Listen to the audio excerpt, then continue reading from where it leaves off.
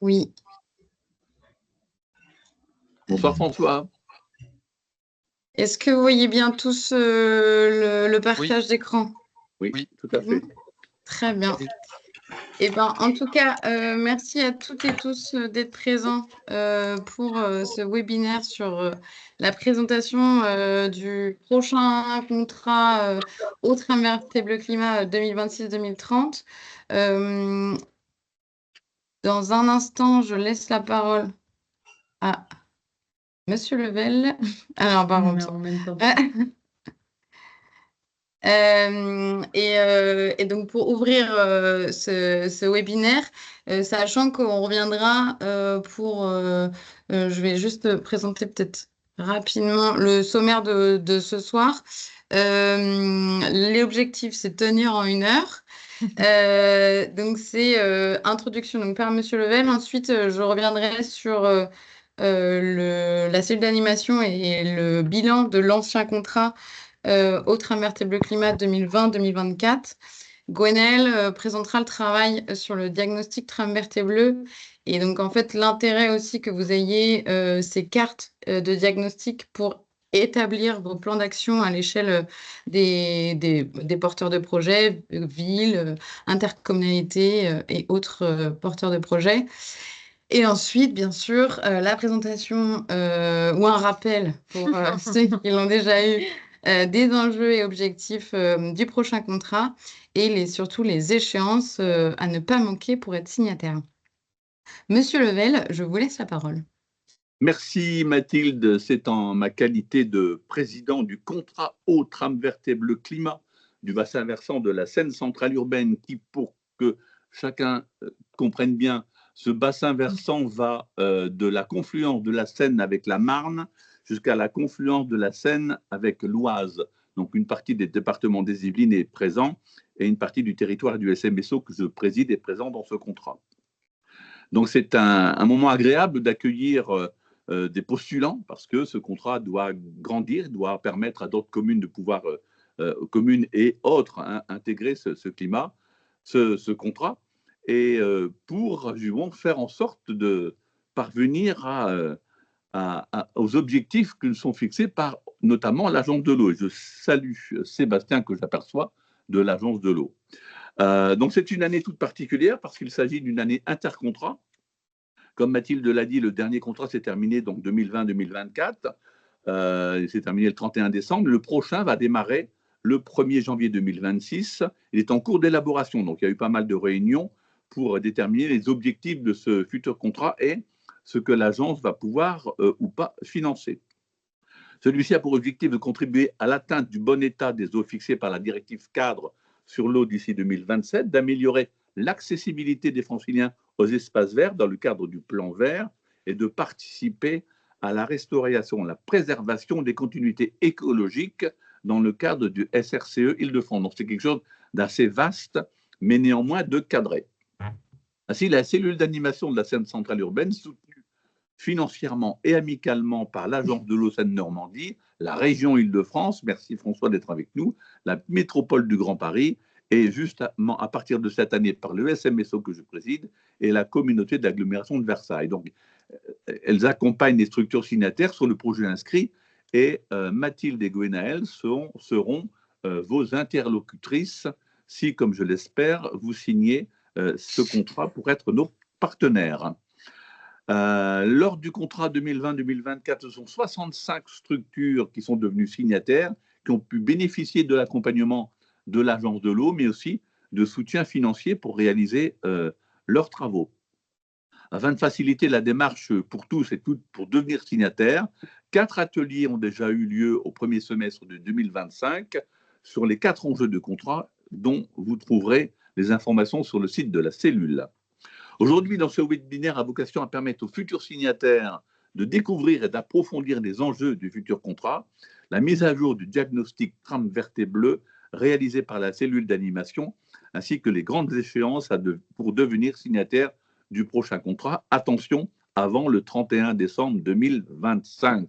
Donc, c'est maintenant qu'il faut se décider. Et il y a toutes des procédures sur parfois la nécessité d'une délibération du conseil municipal ou autre. Il faudra bien faire attention à tout ça.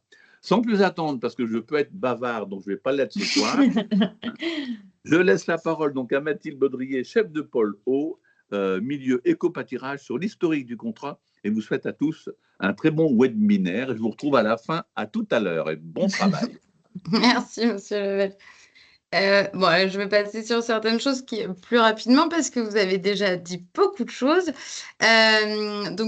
Juste très brièvement pour rappel, Paula qui est aussi à distance, mais pas avec Gwenaël et moi. Gwenaël et moi-même, on travaille à l'association Espace qui a plusieurs piliers, l'insertion par l'écologie urbaine et la sensibilisation à l'environnement. Et donc, dans ce cadre-là, la sensibilisation à l'environnement, depuis maintenant 2009, je pense, donc l'association Espace porte une cellule d'animation pour accompagner des acteurs du bassin versant Seine centrale urbaine et donc des porteurs de projets. Donc, qui nous sommes toutes les trois. Je vais commencer par Gwenaëlle. Gwenaëlle est votre interlocutrice principale pour ce webinaire, puisque c'est Gwenaëlle qui est animatrice du contrat et qui est actuellement en train d'élaborer le prochain contrat, à la suite d'avoir fait le bilan de l'ancien. L'objectif de Gwenaëlle, outre cette année, c'est d'accompagner les différents signataires du contrat Haute-Rame-Berthet Bleu Climat sur tous les enjeux du contrat et notamment la gestion à la source des eaux pluviales et la restauration de la trame Berthet Bleu. C'est aussi un objectif de sensibiliser dans le cadre de différents ateliers menés sur l'année. Et ça a été le cas pendant presque toutes les années de l'ancien contrat où on a organisé des ateliers de sensibilisation. Paula, en plus, qui est aussi dans la cellule d'animation, Paula est chargée de mission au pluvial de la cellule. Et donc, Paula accompagne spécifiquement sur l'enjeu gestion à la source d'eau pluviale. Et alors, sans parler de cette année qui est particulière, puisqu'on est justement dans l'année de intercontrat, Paula accompagne, elle, les structures qui ne sont pas signataires du contrat, et en priorité les communes, les bailleurs et les aménageurs. Et moi-même, chef du pôle Eau et Covoiturage, j'accompagne Gwenaëlle et Paula dans le partage des contrats, l'accompagnement des signataires et l'aide à l'identification des axes de sensibilisation. Et bien sûr, vous me voyez aux ateliers de sensibilisation qu'on mène durant l'année. Le bassin versant, donc c'est pour ça, Monsieur Level en a déjà parlé. Donc c'est ce fameux bassin versant sur lequel on travaille pour le contrat Haute-Rame-Berthet Bleu Climat, qu'on nomme désormais Seine centrale urbaine pour être un peu plus court. C'est bien le bassin versant de la Seine entre sa confluence avec la Marne et sa confluence avec l'Oise. L'objectif du contrat, c'est vraiment, faut l'avoir en tête, c'est d'accompagner des acteurs porteurs de projets. Là, pour le prochain, c'est public et associatif dans leurs actions.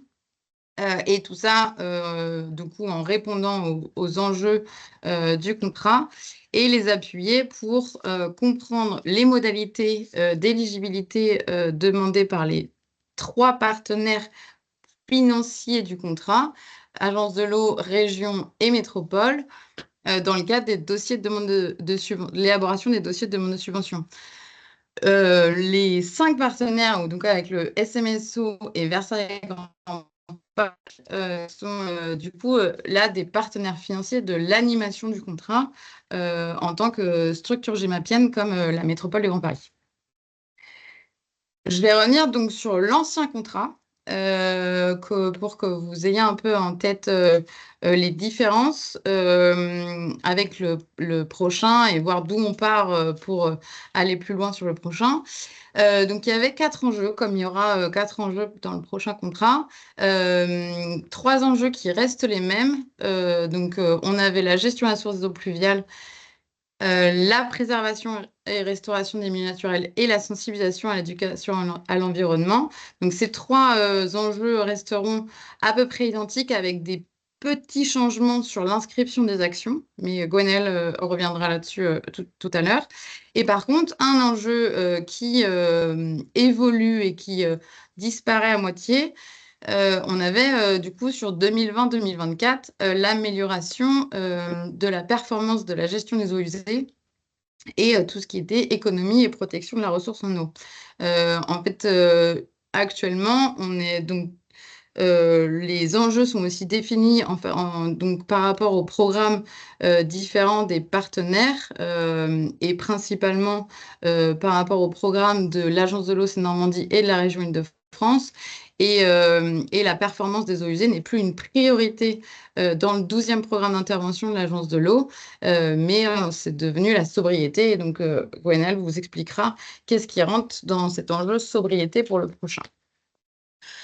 Donc 2020-2024, Monsieur Level l'a expliqué, on avait 65 signataires, 56 porteurs de projets, puisqu'on avait aussi des partenaires techniques comme certains départements. Le budget inscrit au départ pour le contrat était d'environ 250 millions d'euros et le réalisé, enfin donc l'engagé, a été fait donc, autour de 127 millions d'euros. Ce qui montre aussi, ce que j'en discutais il y a peu de temps avec des futurs signataires, ce qui montre aussi l'importance d'estimer au mieux vos actions, parce que là, quand on compare avec les actions qui ont été réalisées, finalement, on est quand même à 396 actions engagées sur 584. Le pourcentage d'actions est quand même plus fort que le budget engagé par rapport au budget inscrit, ce qui est en fait dans la difficulté on le sait, d'estimer vos actions dès maintenant pour les 5 prochaines années. Et pour ces 127 millions engagés, il y a eu 87 millions d'euros de subventions qui ont été accordées par les trois partenaires, l'Agence de l'eau Seine-Normandie, la région Île-de-France et la métropole Grand Paris. Donc ensuite, on a parlé plutôt financier, enfin montant. Là, on est plus sur les indicateurs, donc les anciens indicateurs du contrat 2020-2024. Pour rappel, pour ceux qui étaient au comité de pilotage, vous n'allez pas le découvrir. Donc le contrat 2020-2024 a quand même permis de déconnecter 51,5 hectares des réseaux d'assainissement avec toutes les actions qui ont été menées par les porteurs de projets. Et parmi ces 51,5 hectares déconnectés, on a eu presque 25 hectares de surface désimperméabilisée et presque 20 hectares d'espace végétalisé. Ensuite, on a donc 5 schémas directeurs d'assainissement qui ont pu être engagés ou achevés. Donc, des schémas directeurs d'assainissement et de l'eau, principalement donc, en fait, par les intercommunalités, et 166 mises en conformité de branchement. Ensuite, sur l'enjeu milieu, il y a eu presque 4 km de berges restaurées, 3 hectares de zones humides créées ou restaurées, et un indicateur qui n'est pas très facile à suivre et compréhensible, mais il est là. C'est 428 interventions, donc actions en fait, de restauration ou de création de voies végétalisées.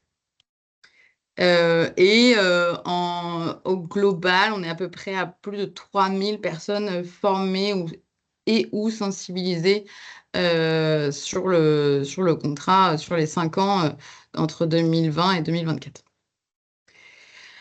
Donc j'espère que la plupart, vous ne le découvrez pas, mais qu'est-ce qu'en fait, en plus du coup, de vraiment signer, enfin, qu'est-ce que ça veut dire accompagner les projets, l'accompagnement en fait qui est proposé dans le cadre du contrat et par la cellule d'animation, donc par Gwenaëlle et Paula, elle se fait en fait sur plusieurs grandes étapes. On a dans un premier temps tout ce qui est partage de connaissances et sensibilisation des différents services, soit du coup par des rencontres multiservices pour avoir de la discussion sur des projets entre les services par exemple voirie et services espaces verts, et donc principalement sur la gestion des eaux pluviales. Des ateliers techniques qu'on peut porter, comme je le disais, sur différents sujets. L'année dernière, par exemple, c'était sur la trame bleue en milieu urbain. Et donc, pour sensibiliser à un nouveau sujet ou en tout cas présenter des actions qui ont pu être portées par les autres signataires. Et ensuite, là, on rentre en plus dans, du coup, plus dans l'accompagnement vraiment réel de projet avec une possibilité de faire appel à la cellule d'animation avant le lancement de l'étude de conception, avec la possibilité de relire les CCTP des maîtres d'œuvre et déjà intégrer dans le cahier des charges les possibilités, enfin les préconisations techniques demandées à étudier par le maître d'œuvre. Et ensuite, vraiment une analyse technique des choix proposés enfin, dans les plans et dans le projet pour être sûr que ce soit le plus intéressant sur la gestion à source eau pluviale ou sur les milieux en termes voilà, en termes d'actions proposées et surtout être sûr qu'on correspond aux critères d'éligibilité euh, en en anticipant sur la suite pour les subventions. Et c'est le moment où la Gwenelle et Paula peuvent aussi intervenir pour faire le lien entre, en tout cas pour aussi le côté subvention et intégration de préconisations sur la gestion des sources eaux pluviales, le lien entre le maître d'ouvrage et le maître d'œuvre qui, par moment, ne parlent pas exactement le même langage. Et ensuite, donc la dernière phase sur laquelle la suite d'animation peut vous accompagner, c'est vraiment sur la sollicitation des subventions auprès des trois partenaires. Donc avec l'analyse vraiment de votre projet face aux critères d'éligibilité et comment peut-être mieux intégrer certaines modalités demandées par les financeurs pour enfin, des petits changements dans votre projet pour vraiment avoir un maximum de subventions. Et ensuite, plutôt dans la relecture du dossier de demande de subvention, le partage d'exemples qui peuvent vous aider à rédiger. On est bien sur l'accompagnement de la cellule, on est bien sur un conseil technique principalement, et on n'est pas ni assistant à maîtrise d'ouvrage ni maître d'œuvre. Donc, on ne va pas rédiger pour vos services le dossier de demande de subvention, mais bien les aider à avoir un dossier de demande de subvention le plus complet possible et faire déjà le lien en amont avec les charges d'opération ou les charges d'émission des différents partenaires financiers pour que l'instruction se passe le mieux possible. Ce qui est encore plus intéressant, c'est que du coup, toutes ces étapes et cet accompagnement et gratuité personnalisée en fonction de vos besoins, puisque les postes de la cellule d'animation sont cofinancés par, je rappelle, les 5 partenaires que je vais présenter juste avant. Je ne sais pas si vous avez des questions. On n'a pas évoqué cette chose-là. Si vous avez des questions, n'hésitez pas à les poser dans le chat. On essaiera d'y revenir à la fin du webinaire pour un peu balayer toutes vos questions et y répondre. Merci. Je laisse la parole à Gwenaëlle pour vous présenter la suite, le diagnostic et le contrat. Oui, donc sur le diagnostic trame verte et bleue du bassin versant, l'objectif cette année, ça a été de mettre à jour le diagnostic qui avait déjà été réalisé en 2019 pour l'ancien contrat, donc le contrat 2020-2024. Pour ça, on a d'abord travaillé sur le bilan des actions qui ont été portées au cours du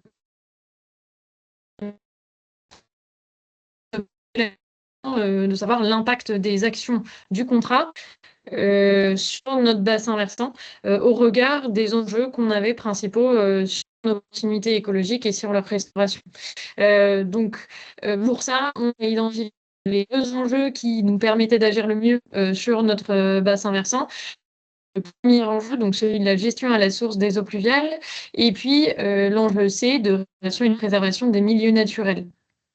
Donc ici, ce que vous voyez à l'écran, c'est une cartographie du nombre de projets que vous avez qui ont été menés, engagés dans le cadre du contrat 2020-2024 à l'échelle des villes du bassin versant. C'est-à-dire que, par exemple, on a des villes qui ne sont pas signataires, mais dont un aménageur peut avoir lancé une action sur le territoire de la ville et donc qui est pris en compte dans le cadre de ce bilan-là.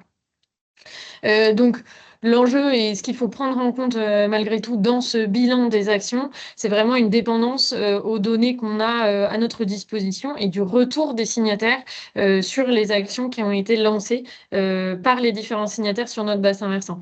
Donc, peut-être que vous vous dites que vous avez lancé plus d'actions que ce qu'il y a d'inscrit. C'est aussi les actions, on le rappelle, dans les enjeux, et puis des actions qu'il faut avoir transmises. Donc là-dessus, ce qu'on dénote sur les actions qui ont été menées dans le cadre du contrat sur les dernières années, sur l'ancien contrat, on a vraiment une prémisse de l'enjeu A et un impact là-dessus sur notre prise en compte de la trame verte et bleue, puisque, donc, je le rappelle, l'enjeu A, c'est celui de la gestion à la source des eaux pluviales.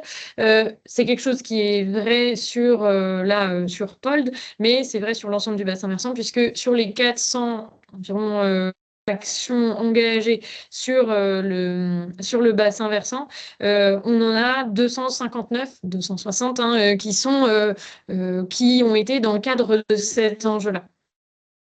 On rappelle aussi que dans le cadre du contrat, les choix des aménagements qui ont été portés sont forcément de manière volontaire de la part de nos signataires.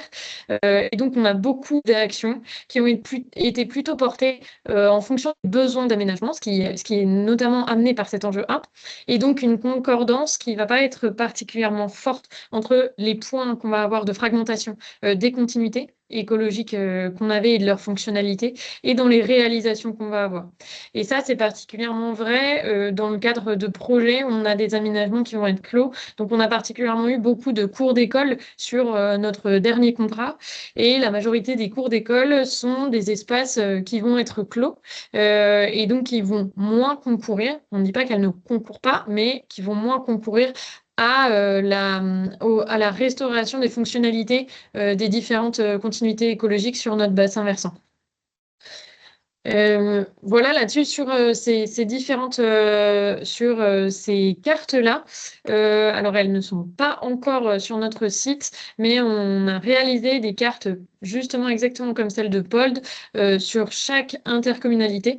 Et donc elles vont être à disposition sur notre site avec des explications justement des enjeux par EPT, par intercommunalité. Elles seront disponibles d'ici très peu de temps, parce qu'elles sont terminées.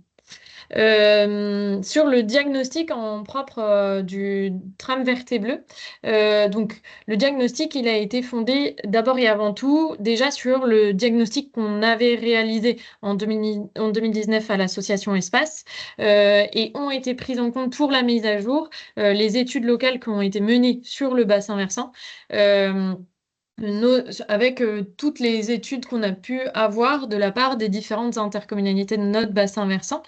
Et puis d'autres études, notamment celle de la SNPN qui a été menée sur les mares et sur leur dispersion sur les dernières années. Là-dessus, on a aussi ajouté, nous, les actions qui ont été menées. Donc, c'est les petits carrés marrons que vous voyez et les traits que vous voyez sur le bassin versant. Et puis, ont été pris en compte aussi les rues busées qui ont été étudiées par l'association Espace. Je viendrai ensuite à l'analyse. Pour l'instant, je vous dépeins surtout les cartographies. On a aussi réalisé une cartographie de la sensibilité et des variations de ces sensibilités sur les différentes zones aux effets d'îlots de chaleur urbains. Donc pour ça, on s'est basé sur Cartovise et donc le travail qui a été mené par l'IPR.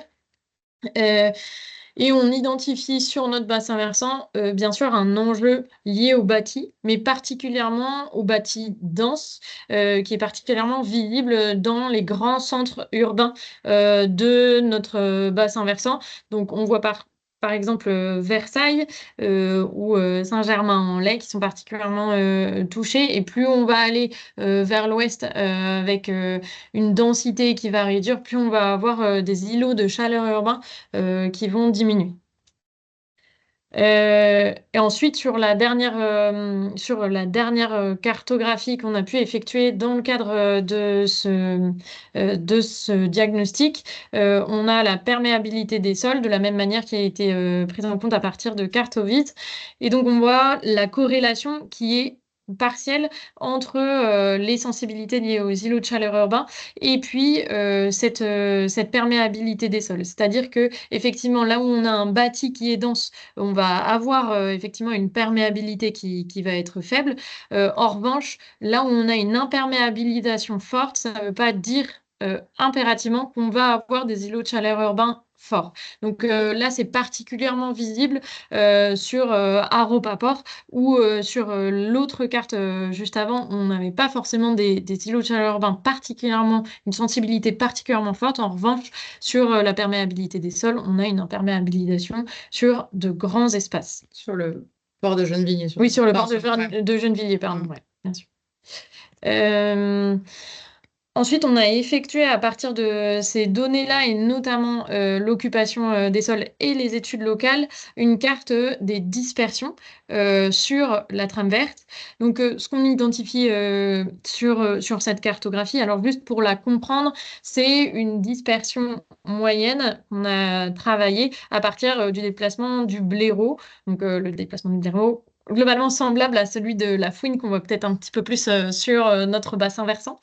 Et donc, ce qu'on identifie, c'est vraiment cet impact de la même manière du bâti, de l'imperméabilisation des sols, qui va pas permettre d'avoir des liens forts entre des espaces réservoirs, des corridors, et donc qui ne permettent pas forcément des corridors à fonctionnalité. À forte fonctionnalité,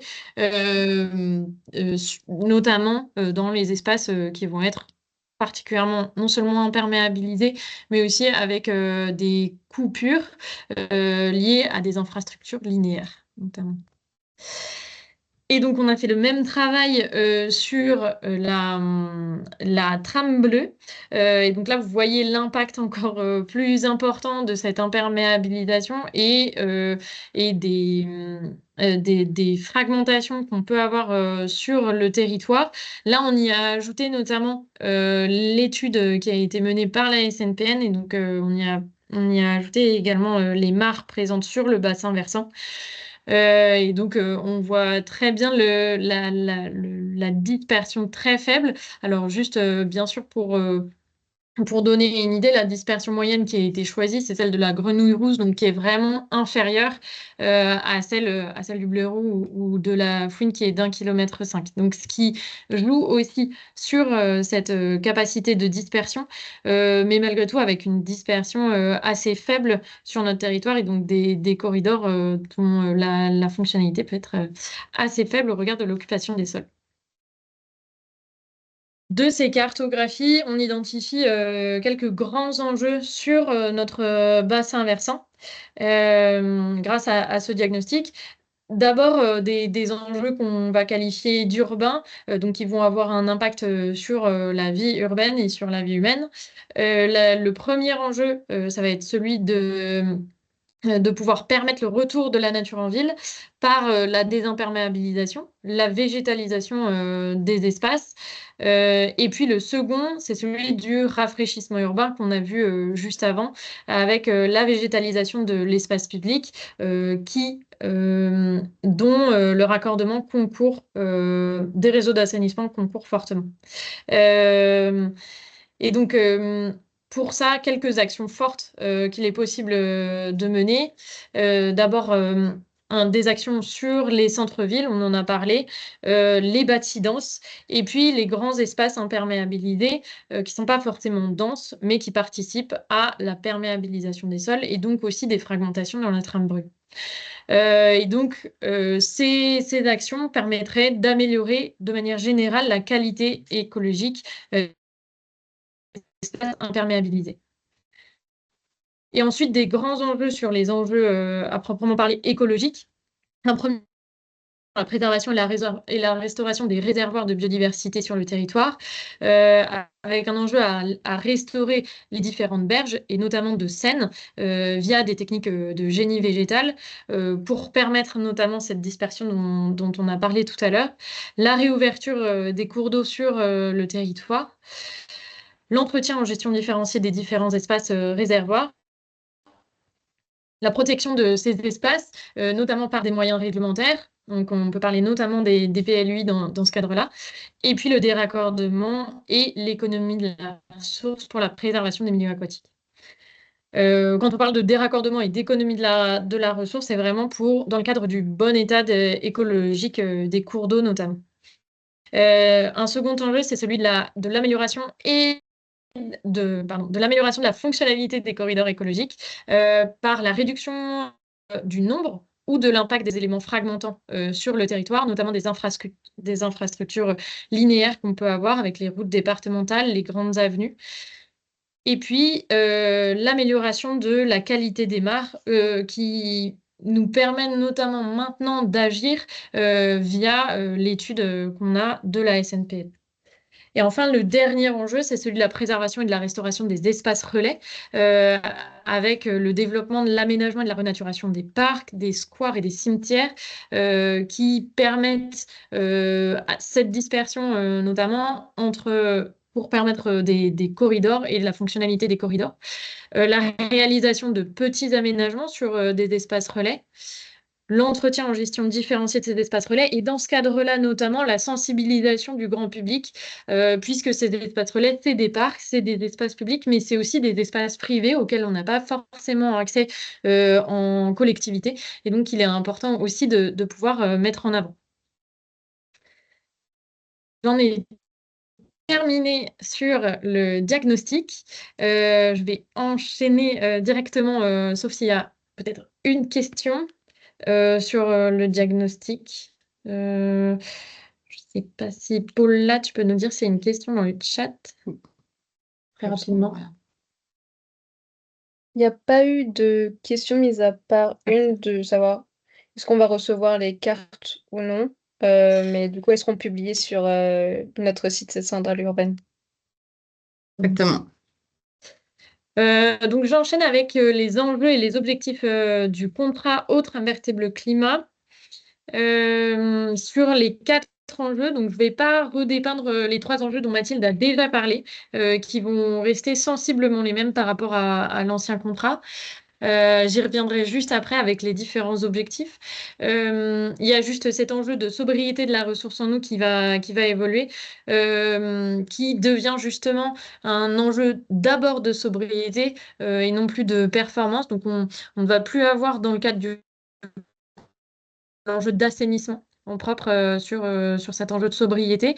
L'objectif, c'est vraiment la limitation de la consommation d'eau potable, et pour ce faire, l'incitation à la réutilisation d'eau, particulièrement d'eau non conventionnelle. Donc, quand on parle d'eau non conventionnelle, on va parler d'eau pluviale, mais aussi d'eau d'exor, d'eau de piscine. Et puis, nouvellement, aussi, on a les eaux de source qui rentrent dans le contrat Autres Invertibles Climat. Donc sur l'enjeu A, et très rapidement, on a 4 objectifs qui ont été qui sont inscrits dans le cadre de cet enjeu de gestion à la source des eaux pluviales.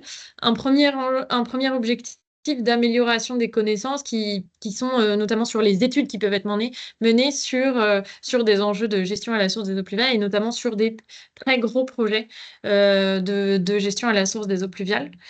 Un second enjeu sur la désimperméabilisation, la réduction des îlots de chaleur urbains sur des places, des parkings et les voiries. Et on a créé un objectif particulier sur les cours d'école, comme je le disais juste avant, parce qu'on avait beaucoup de projets qui portaient sur ces cours d'école, sur l'ancien contrat, et qu'on a voulu comptabiliser plus facilement aussi ces cours d'école. Et enfin, un dernier objectif qui est celui de la désimperméabilisation dans les sites mutables et les voiries, donc sur les très grands ensembles, et notamment parce qu'on a des aménageurs, des bailleurs qui sont signataires, et donc c'est des grands ensembles de ce type-là qui vont pouvoir être sur cet objectif. Donc les indicateurs qui sont proposés, qui sont sensiblement les mêmes que ceux que nous avions sur l'ancien contrat, avec les surfaces déconnectées des réseaux d'assainissement, les surfaces désimperméabilisées, pardon, les surfaces végétalisées et les surfaces végétalisées sur dalles, puisque la conception de la pleine terre a été modifiée entre l'ancien programme d'intervention de l'Agence de l'eau Seine-Normandie et le nouveau. Ensuite, le second enjeu, qui est celui de la protection et de l'économie de la ressource en eau, dit rapidement de la sobriété, avec un premier enjeu qui est toujours celui de l'amélioration des connaissances pour des études. Et donc là, particulièrement, je tiens à faire un petit point sur cet objectif-là, puisque vous ne pourrez pas porter de projet sur les autres objectifs si vous n'inscrivez pas dans le cadre de cet enjeu une étude pour l'amélioration des connaissances et donc pour la sobriété liée à la ressource en eau dans votre collectivité. Qu'est-ce que ça veut dire? Ça veut dire réaliser un état des lieux des consommations d'eau sur votre collectivité. Et ensuite, à partir de ces connaissances-là, envisager des scénarios pour pouvoir réduire déjà directement et puis indirectement, c'est-à-dire via la réutilisation, les consommations d'eau. C'est quelque chose qui est imposé notamment par l'Agence de l'eau Seine-Normandie pour permettre d'avoir des actions qui vont être menées par ailleurs dans la réutilisation des eaux non conventionnelles, des eaux pluviales et des eaux de source, qui vont pouvoir avoir un sens premier, de ne pas réutiliser pour réutiliser, mais réutiliser là où on a des enjeux à pouvoir avoir des réductions de consommation. Donc, dans les indicateurs, il y a notamment ce plan de réduction de consommation d'eau, les nombres de mètres cubes d'eau potable qui vont être économisés par an, le nombre d'actions qui vont être réalisées sur la réutilisation d'eau, notamment pour les voiries et les autres usages de ville, le nombre de récupérateurs d'eau qui vont être posés et le nombre de sources qui vont pouvoir être valorisées. Quand on parle de valorisation, ça va aussi être de pouvoir utiliser ces sources pour d'autres usages de ville. Le troisième enjeu, donc celui de la restauration du milieu naturel et de la préservation de celui-ci, on a un premier objectif d'amélioration des connaissances, toujours. Donc là-dedans vont notamment pouvoir s'inscrire les atlas de biodiversité communaux et intercommunaux. Ensuite, dans les objectifs suivants, on a choisi de découper cet enjeu en fonction des types de milieux. Donc d'abord les milieux aquatiques et humides, puis les milieux herbacés et boisés. Et puis le dernier enjeu, et ça c'est une nouveauté dans cet enjeu-là, c'est qu'on a inscrit les cimetières, les parcs et les squares comme faisant partie de cet enjeu-là, ce qui a plutôt du sens au regard du diagnostic trame verte et bleue dont on a parlé juste avant, puisque ça fait plutôt partie des enjeux écologiques plutôt que des enjeux urbains qu'on identifie sur le bassin versant. Face à ça, on a des indicateurs donc, avec les linéaires de berges restaurées, de rues réouvertes et renaturées, les surfaces d'espaces renaturés, puisque c'est bien l'objectif quand on parle de renaturation des parcs, et des squares et des cimetières.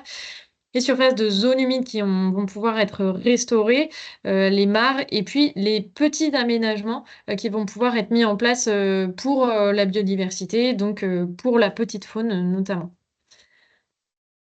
Et enfin, le dernier enjeu, qui est celui de la sensibilisation et de l'éducation à l'environnement.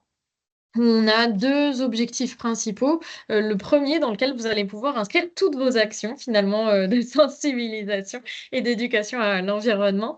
C'est là où tous les signataires vont pouvoir inscrire d'une part des actions de communication qui vont pouvoir être inscrites, soit des actions de communication liées à l'eau, liées à la biodiversité, et puis des actions de sensibilisation qui vont particulièrement être liées là, si on parle d'ateliers de formation ou de sensibilisation, en lien avec l'eau.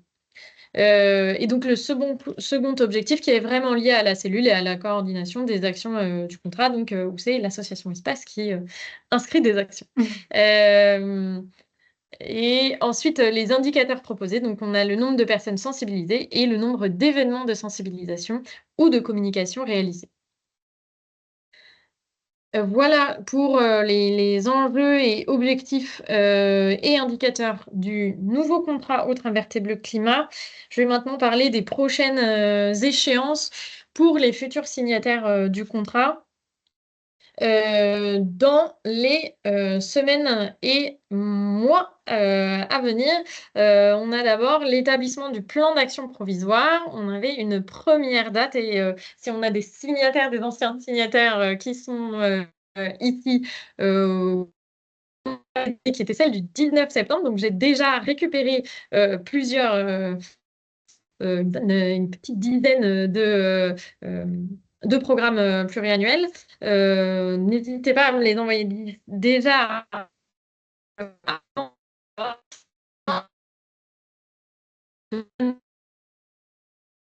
On n'entend plus rien là. On vous a perdu là. Ah. Gwenaël, où êtes-vous? Où vous cachez-vous? Vous nous entendez? Vous nous entendez? Ah oui, ça y est, c'est bon là. C'est bon? Ok. Très bien. On vous a J'ai perdu pu avoir. une minute, quoi. Ah oui, 2 minutes. Depuis le début de cette slide?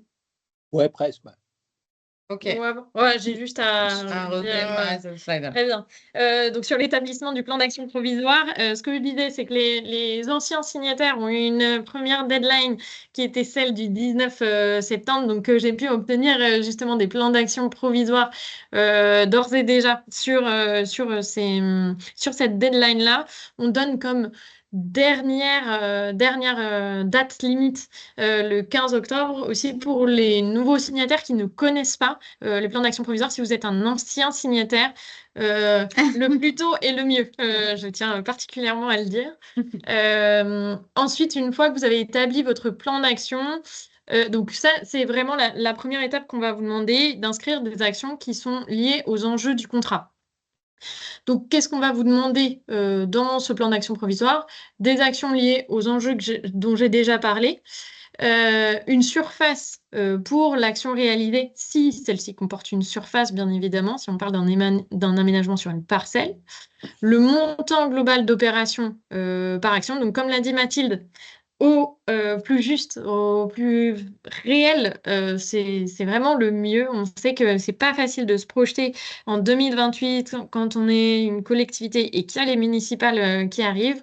Mais pour nous, c'est très important et notamment parce que ces surfaces, ces montants, ils nous permettent d'établir notamment le montant éligible qui nous donne aussi nos indicateurs pour le contrat et qui nous donne vraiment nos objectifs.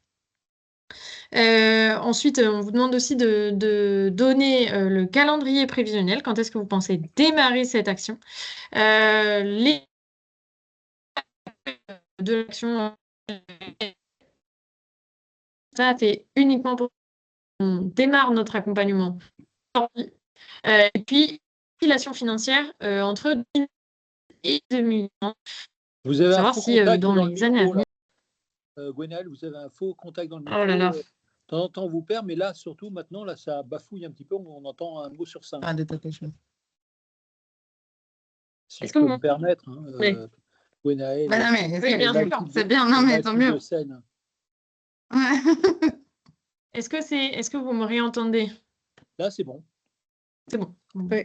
Gwenaël, j'en profite aussi pour te dire, Didier Königsberg a levé la main. Je ne sais pas s'il a une question ou si tu vas attendre la fin. C'était peut-être pour me dire qu'on ne m'entendait pas, Didier. Alors, je vais mettre ma caméra. Non, c'était pas pour ça, parce qu'on arrivait avec un mot sur deux à peu près à combler les trous. À comprendre. Ouais. Non, enfin, ma question, ça pouvait attendre. Hein. Donc, on a travaillé ensemble et avec Achille Chouet, qui également participe à cette réunion.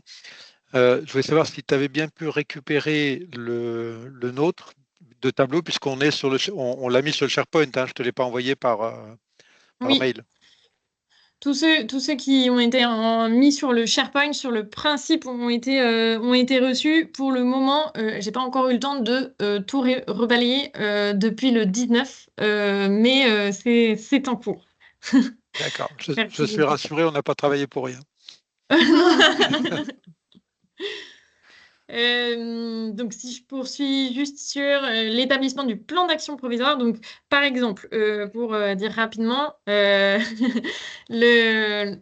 une action exemple, ce serait la désimperméabilisation et la végétalisation de la cour d'école Gisèle Halimi, imaginons, sur 3000 m². C'est une très belle cour avec un montant global de 600 000 €, un montant éligible de 150 000 € qui est établi par mois. Qui démarrera en 2027. L'état actuel de l'action est en réflexion et avec une ventilation financière, des études en 2026, donc auxquelles vous allez affilier un montant, et des travaux en 2027 auxquels on affilie également un montant. Pour la suite, une fois que vous avez créé ce plan d'action pluriannuel, on va avoir d'abord la validation de l'éligibilité de ces actions qui va être réalisée par les partenaires financiers. Donc, on donne votre plan d'action pluriannuel aux partenaires financiers qui nous font un retour et donc qui vont dire si les actions qui ont été inscrites leur semblent éligibles ou si on doit les supprimer, en supprimer certaines. Et ensuite vient la contractualisation au contrat via une délibération en conseil municipal, en conseil d'administration, en fonction de vos structures, qui doit être réalisée. Donc, c'est ce que disait tout à l'heure Monsieur Level, donc avant le 31 décembre 2025, ce qui vous permet de devenir signataire du contrat. Toutes vos actions, tous vos plans d'action pluriannuels sont mis tous ensemble pour le programme global du contrat qui crée le contrat global et qui est validé en mars 2026 par les partenaires financiers par un passage en commission. Et enfin, avec une signature du contrat qui serait effectuée en juillet 2026 avec la cérémonie de signature du contrat. Donc pour juste la contractualisation, petit retour arrière, on vous fournit, juste pour vous dire que cette délibération est fournie, une délibération type, pardon, par la cellule d'aménagement pour faciliter votre passage en conseil. Voilà, j'en ai terminé sur le contrat à venir. Avant les conclusions, on a 3 minutes pour 2 questions, si vous en avez. Au moins 3 minutes. Au moins. J'en ai encore une qui va être très Oui. courte. Donc, tu viens de dire qu'il y avait un modèle de projet de délibération du conseil Oui, municipal. tout à fait. On l'a déjà ou pas encore? Alors, j'ai pas encore fait l'envoi automatique. J'en ai envoyé quelques-unes en fonction des besoins, mais je vais bientôt réaliser l'envoi automatique à tous les futurs signataires. D'accord, merci, ça marche. Juste quand même la petite particularité, tu peux peut-être expliquer juste le fonctionnement du SharePoint, Ah oui. parce que c'est un changement par rapport aussi pour les anciens. Oui. Comment tu fais pour les plans d'action? Alors, pour simplifier un petit peu nos échanges avec les signataires, avant on fonctionnait effectivement pour les anciens signataires avec des Excel qu'on se renvoyait par mail. L'objectif c'est d'avoir du coup un OneDrive sur lequel je vous donne l'accès et vous mettez directement à jour dans le OneDrive votre tableau d'action. C'est globalement le même tableur que ce qu'on avait auparavant avec certains ajouts, ce qui nous permet d'avoir une vue tous ensemble en même temps sur ce tableur Excel. Et donc, vous pouvez mettre en direct des ajouts, des transformations sur votre plan d'action, même si au bout d'un moment, une fois qu'il est acté, on n'y touche plus, au moins pour 1 an.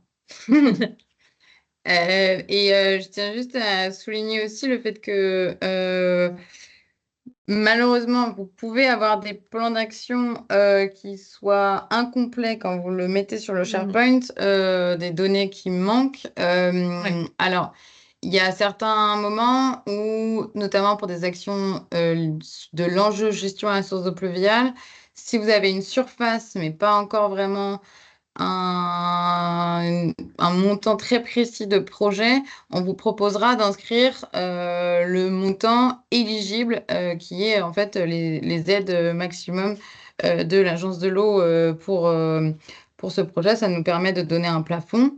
En revanche, s'il n'y a pas cette possibilité-là, si vous n'avez même pas de surface indiquée, il faut bien que vous ayez en tête que toute action donc déjà, on n'arrive pas à identifier l'enjeu, qui n'a pas de montant et qui n'a pas de ventilation financière, enfin un calendrier, et auquel on peut appliquer une ventilation financière, ne pourra pas être retenue dans le contrat.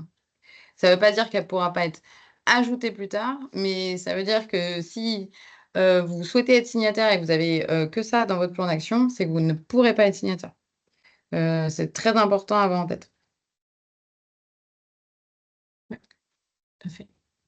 Alors, nous avons 2 questions dans le chat. La première, c'est: y a-t-il une trame pour le plan d'action? Et la deuxième, c'est: pour les nouveaux signataires candidats, peut-il avoir au SharePoint afin de pouvoir déposer un dossier? Avoir accès, j'imagine. Accès. Ouais. Accès au SharePoint. Pour les nouveaux, oui, alors, en fait, comment ça se passe, juste que si vous êtes nouvellement signataire, vous m'envoyez un mail, tout simplement. On convient d'une réunion. À l'issue de la réunion, moi, je vous renvoie justement l'accès au SharePoint pour qu'on puisse travailler ensemble sur vos actions, juste à la suite de ça. Ça, c'était la première question. Et après, c'était un plan d'action type, enfin, tu vois, un cadre. Alors, Excel, sur l'Excel, en fait, c'est déjà très cadré et ça vous permet d'inscrire assez facilement, en tout cas de manière assez compréhensible, les actions. Et c'est pour ça qu'on le repasse ensemble. Je vous explique comment il fonctionne rapidement, en plus du contrat, et ça vous donne une trame pour pouvoir inscrire vos actions. Allez-y, posez vos questions. Monsieur Bonis. Monsieur Bonis, oui. Oui, moi j'avais juste une question, une petite remarque par rapport, mais qui est aussi une question en fait par rapport en effet à toute cette mécanique qui est nécessaire, hein, bien sûr, mais qui peut apparaître forcément un peu fastidieuse. Bon, il est toujours difficile d'identifier des choses très précisément 5 ou 6 ans à l'avance. Donc, du point de vue de la région, en tout cas, mais il faut que ce soit partagé par tous, il est possible d'inscrire des actions génériques. Vous voyez, ce que je veux dire, c'est que l'esprit du contrat, qu'est-ce que c'est l'esprit du contrat? Du point de vue de la région, c'est vraiment de planter, de désimperméabiliser, de renaturer partout où c'est possible. Vous voyez, fondamentalement, c'est ça, quoi. Et si on fait ça, on répond aux objectifs. Donc, à partir du moment où on a cet état d'esprit, où on se dit, bah, je ne peux pas tout identifier, tout chiffrer, mais je me dis que d'ici 5 ou 6 ans, il y aura en gros tant de mètres carrés qui auront été décroutés sur ma commune dans diverses rues, on peut le mettre. Vous voyez, on n'a pas besoin de mettre tel budget pour telle rue, pour tant de mètres carrés. Non, on peut identifier un montant global à peu près, dire ça fera à peu près 30 mètres carrés. Vous voyez, la ville de Sceaux, par exemple, ils décroutent au kilomètre, ils ne s'embêtent pas trop sur les pentes et ils y vont. Donc, il y a 3 rues, ensuite il y a 4 rues. Saint-Maur-les-Fossés, c'est pareil. Donc, l'esprit du contrat, c'est quand même ça aussi. C'est pas nécessairement d'aller identifier des choses extrêmement précises, si on peut, tant mieux, bien sûr, hein, mais c'est aussi, comment dirais-je, une volonté de faire en sorte que, bah oui, d'ici 5 ou 6 ans, on ait vraiment basculé tant de mètres carrés en désimp et en planté. Donc, ça peut être différents types d'espaces. Alors, c'est sûr que le mieux, c'est d'identifier les types d'espaces, hein, c'est tout à fait certain. Mais en gros, entre, disons, les équipements, donc les cours d'école, les abords et les parvis d'équipements, les cimetières, les rues, les stationnements, les cœurs d'îlots aussi, et puis aussi, il y a tout ce qui est site mutable, donc les bâtis de faible hauteur, les terrains vacants, vous avez des projets de ZAC ou autres. Enfin, on peut passer en revue un peu des grandes catégories et se dire, bon, ben, moi, dans cette catégorie-là, donc que je peux identifier parce que je sais ce que c'est, je vise tel grand objectif, ça fait à peu près tel montant, et voilà. Donc, j'espère que les partenaires sont d'accord, mais moi, c'est un peu comme ça que je vois les choses. C'est ça. Oui, avec juste un petit. Nous, ce qu'on demande quand même, c'est pour 2026, à minima, de pouvoir identifier des actions qui vont être un peu plus précises. Et effectivement, à partir de Il en faut. 2027, de pouvoir avoir un. Vous pouvez inscrire, effectivement, comme c'est dur de se projeter, comme l'expliquait Monsieur Bonis, vous pouvez inscrire un programme pluriannuel de désimperméabilisation de cours d'école, par exemple, avec un montant type par an qui va être affilié. Ça que vous inscrivez souvent dans les PPI en réalité, et donc qui peut être mis en place de la même manière dans le contrat, effectivement. Est-ce que quelqu'un a une autre question rapidement? Moi, j'avais juste je l'ai posé la question, mais vous n'avez pas dû la voir. C'était une question, mais c'était sur les différents slides où on avait une cartographie avec les différentes. Voilà, je trouve que c'est hyper intéressant de les avoir parce que ça nous permet de mieux comprendre ou d'améliorer en fin de compte ce qu'on sait déjà. Et je trouve que c'est vraiment super intéressant ces cartographies par rapport au blaireau, par rapport au passage des roussettes, des grenouilles roussettes, etc. Et donc, moi, j'aimerais bien savoir si on peut, bien sûr, sûrement les avoir, mais voilà, je voulais m'en assurer. Merci, mesdames. Oui, c'est du coup Paula, en fait, l'a lu tout à l'heure, mais peut-être que ça a coupé à ce moment-là. Mais du coup, les cartes seront bien disponibles sur le site de la scène centrale urbaine, donc le site de la cellule d'animation. Et juste, effectivement, pour information, c'est quand même, c'est pas c'est de la modélisation, donc c'est pas en même temps, vous imaginez bien, à l'échelle du bassin versant, on n'a pas fait le terrain de tout le bassin versant, mais donc c'est de la modélisation, comme beaucoup d'études sur la trame vertébrale. D'accord, super, merci. Monsieur Bonis, est-ce que vous avez une dernière question et après on passera aux conclusions? Non, moi c'était l'essentiel de ce que je voulais dire. Oui, le truc, c'est pas. Oui. Et donc, mais bien entendu, les aspects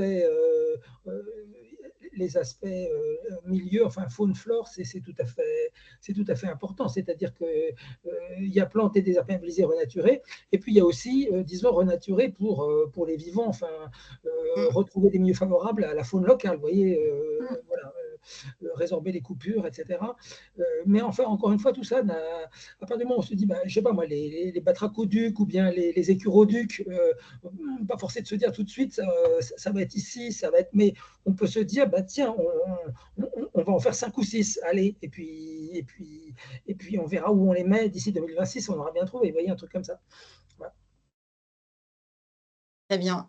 Merci. Juste parce qu'on parle bien sûr de l'eau avec vous, et nous, on a, comme toutes les communes, donc à Suresnes, on a un gros problème, c'est les moustiques tigres.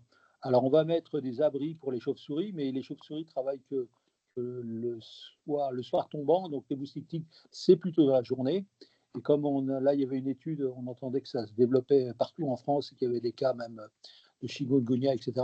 Donc, ça va être vraiment un sujet fort dans les mois à venir. Et qu'est-ce que je sais pas comment vous expliquer ça. Comment vous pouvez nous aider, nous accompagner ou imaginer quelque chose pour lutter. Alors, de l'eau, c'est bien, mais pas stagnante, parce que sinon, il y a effectivement formation de larves et de moustiques tigres. Mais qu'est-ce qu'on peut faire en plus peut-être de ce qu'on fait déjà, c'est-à-dire des abris pour les chauves-souris, mais qui sont pas hyper efficaces parce que ça arrive que le soir ou la nuit. Voilà, est-ce que vous avez réfléchi là-dessus? Parce que on parle de l'eau et c'est vraiment l'eau, c'est aussi les moustiques et les larves de moustiques. Merci à vous. Alors, c'est pas un sujet sur lequel on se penche particulièrement pour l'instant, le moustique tigre. En revanche, quand même, dans l'accompagnement de la cellule et de vos projets, c'est une des choses qu'on peut alerter si le projet, enfin en fait, si on imagine que l'écosystème qui va être créé ou restauré va pas être un écosystème à l'équilibre faut bien imaginer que normalement, un écosystème humide s'équilibre avec les prédateurs, avec la présence de prédateurs aux moustiques. Et c'est l'importance de bien identifier la localisation des mares, l'alimentation en eau des mares. Enfin, voilà, il y a toutes ces choses-là à voir en amont du projet et les alertes qu'on peut faire, notamment aussi sur des marques qu'on veut absolument permanentes dans l'année. Alors que le milieu, en fait, ne correspondra peut-être pas à une marque permanente. Ou des bétonisations qui existent encore. Enfin, ça va être, en fait, tous les obstacles qui peuvent exister en fait, la reproduction vraiment des prédateurs du moustique. Je peux vous faire que ça comme réponse pour le moment. Juste un petit commentaire. Moi, j'ai eu plusieurs réunions à la préfecture avec l'Agence régionale de santé qui nous interdit presque de faire des mares, qui nous interdit de faire des toitures végétalisées, qui nous... et moi, je lui dis, mais non, mais attendez, là, on est en train de chercher des îlots de fraîcheur, et c'est comme ça qu'on va pouvoir les faire. Et eux, ils étaient à fond contre tous ces espaces humides, que ce soit toit végétalisé, mares, sol voilà, humide et tout ça. Et donc, c'est un peu à l'inverse de ce que vous préconisez et de vous accompagner, quoi. Bah oui, il y a un sujet de toute façon avec l'ARS, hein, mais après, par moment, c'est plus du non-conseil, ou c'est pas de l'interdiction pure. Mais c'est le cas aussi sur la récupération des eaux de pluie, hein, mais ça, Il y a un enjeu à montrer la fonctionnalité des mares, en fait. Le fait que ce soit une mare fonctionnelle qui fait que, effectivement, les larves vont pas se développer. Mais effectivement,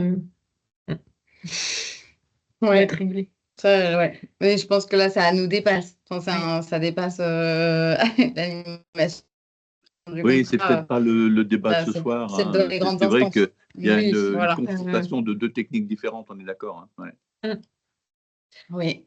Monsieur Level, si ça vous dit, vous pouvez, je vous invite à conclure. Et puis, je finirai juste avec un tout petit mot, si ça Je vous ne vais va. pas conclure, c'est simple. Je vais d'abord vous féliciter pour ce travail remarquable de présentation des enjeux et d'incitation à avoir de nouveaux partenaires pour ce contrat de bassin.